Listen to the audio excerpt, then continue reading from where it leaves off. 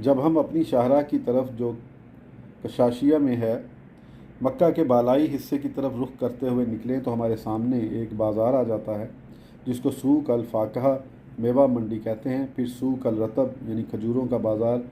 फिर कुछ मनाजिल आती हैं जो बनी आमिर की थी। और सूक अल लैल के बाद यानी रात का बाज़ार एक घर आता है जो माल अल्लाह के नाम से मारूफ था। घर के करीब यूसुफ की घाटी बल खाती हुई दिखाई देती है। ये वही घाटी है जिसको आजकल हम अली की घाटी के नाम से याद करते हैं और इसी में हज़रत अब्दुल मतलब बिन हाशिम के घर वाक़या थे और दीगर घर हज़रत अबू तालिब और अब्बास बिन अब्दुल मुतलिब के थे। इन मज़कूरा बाला हक़ाइक़ के पेश नज़र विलादत बासादत मक्का मुकरमा में ही अपने वक़ूअ पज़ीर होने की तस्दीक करती है, तो बिलाशुबा ये घर उन मज़कूरा बाला घरों में ही मुनहसर है जो हज़रत अब्दुल मुतलिब बिन हाशिम का घर, अबू तालिब और अब्बास के घर थे।